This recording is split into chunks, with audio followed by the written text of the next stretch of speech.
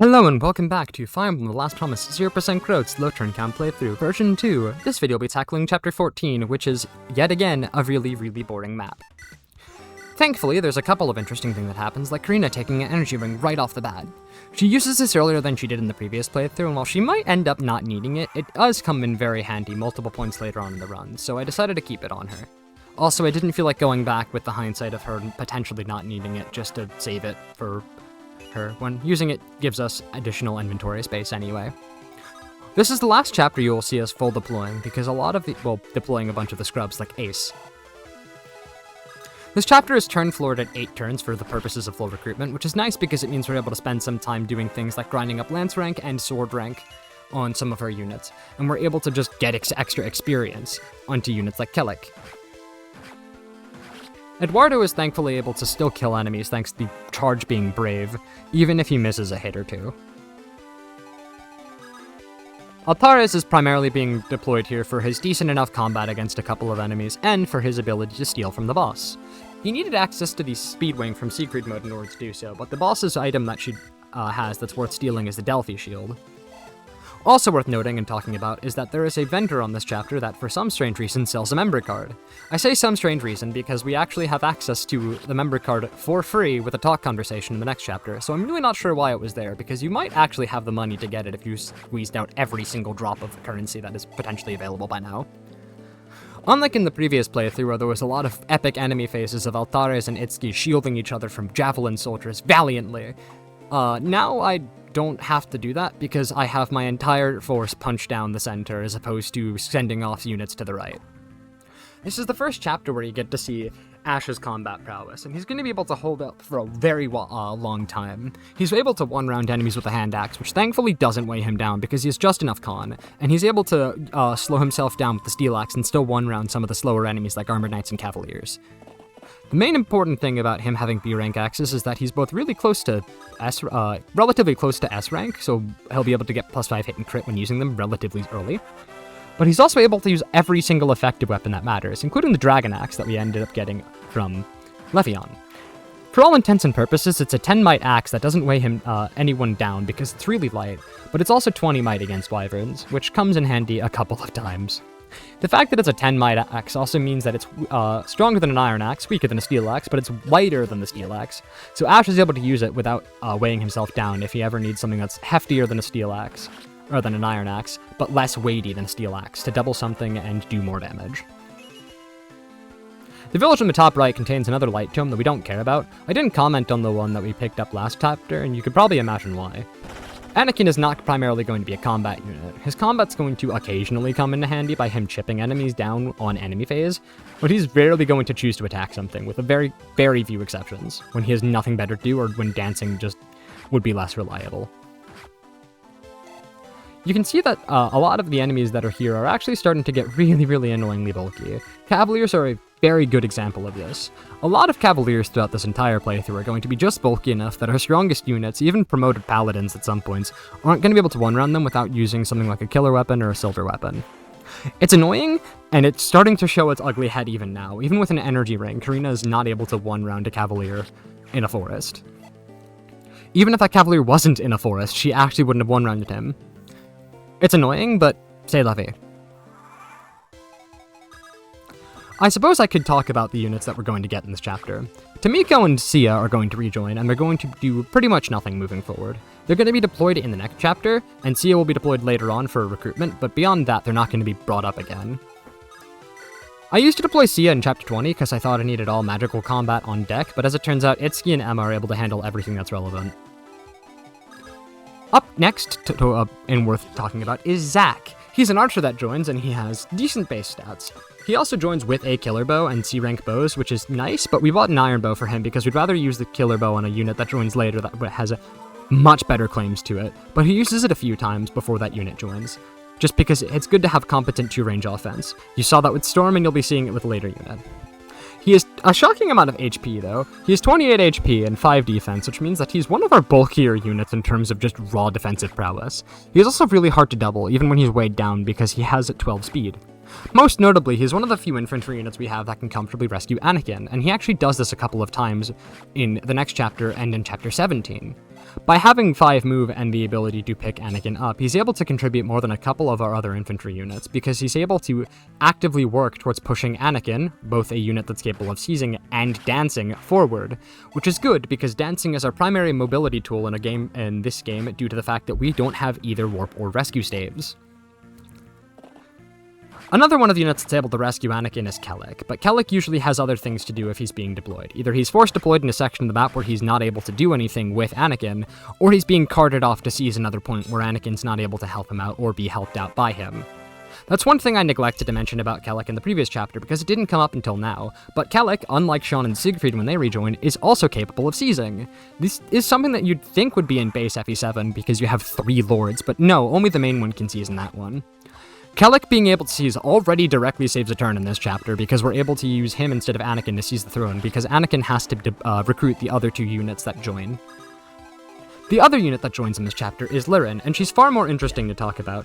She's a Pegasus Knight that has really high strength for some reason. She joins as a level 5 Pegasus Knight with 10 base strength, which is the same as the Wyvern that joins in chapter 16 and Karina, despite being half their level.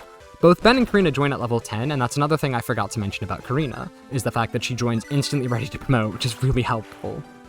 Lirin is way frailer than them, though. She has 6 defense, though she has more resistance than Karina. And she only has 25 HP.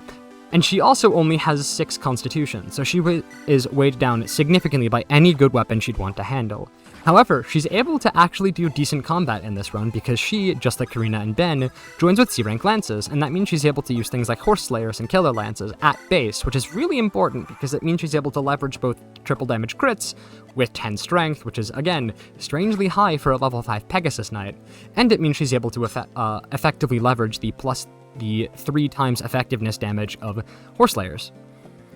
She gets primarily deployed for being a 7-move flyer in most chapters, and she doesn't end up promoting, both because promoting is something that she doesn't really benefit from. Her combat stats do get some improvement, she gets boosted to 12 strength, same as Ben, but she actually would suffer significantly because her constitution is perfect.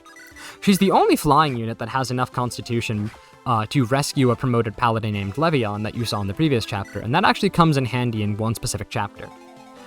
We'd be able to promote her afterwards, theoretically, but then she'd be terrible, because that one specific chapter is just before the end of the game, and promoting her would do nothing for her there. She does get a lot more combat in this version of the playthrough compared to the past one, so at least there's that. You might notice that I'm not talking a lot about what's going on in this chapter, and that's because it's pretty much solved. All we're really doing is milking enemies for as much experience as they're worth in terms of both normal experience for Kelik and weapon rank for Ash and other units. We also are able to theoretically increase the amount of support points that we get between any support pairs, which Kelik and Karina do end up unlocking their support, and that one does kind of come in handy.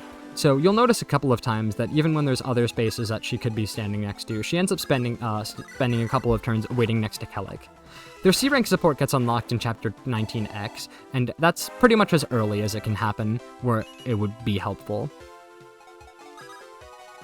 This chapter is one of the first chapters where you start to see that enemy stats really are inflated in this game compared to the FE7's base game, and honestly most early games in Fire Emblem games, even though this is technically the 13th chapter of the game.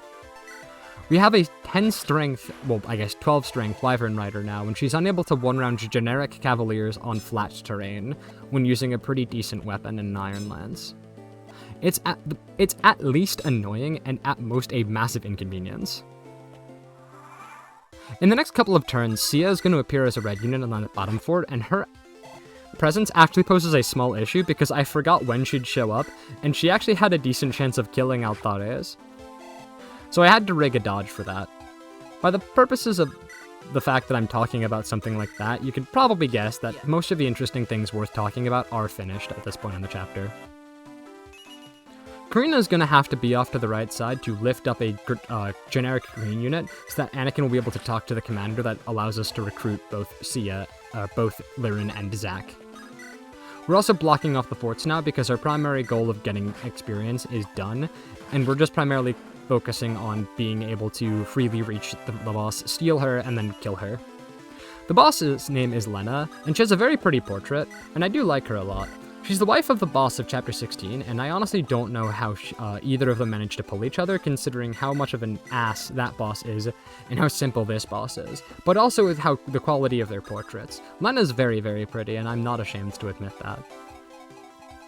Lena also, hilariously, is a Pegasus Knight using a Steel Lance, and a Steel Lance is still a terrible weapon in terms of actual combat stats.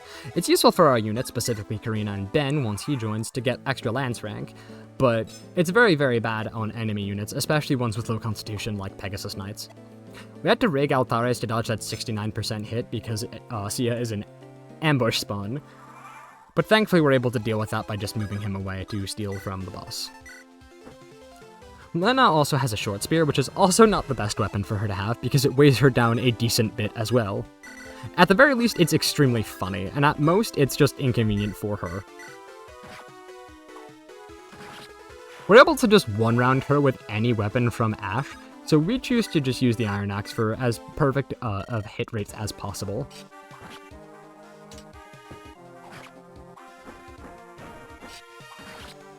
In theory, we also could have used something like the chainsaw, and even a steel axe if she was chipped down enough, but it wasn't necessary. After this, the red unit Howard shows up and moves Sia over to the right. Tomiko also shows up at the start of the next player phase, and she's able to recruit Sia back to our army.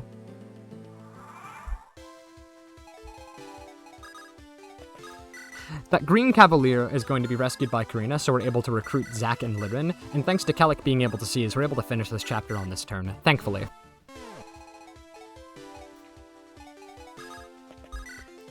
We have Ash use a steel axe to kill this soldier, just for the extra axe rank, because he's gonna, again, want to hit S rank as soon as possible. He used S-rank axes in the past to get a 2% crit with a hand axe on somebody, but it didn't end up working out again in this playthrough because the boss kill ended up being significantly more reliable than the old meme one I got in Chapter 18. I could have visited that armory, but because I was able to do so in the previous chapter, I didn't need to do so again. Thank you for watching, and I will see you next time for Chapter 15, the first interesting map to talk about. Goodbye!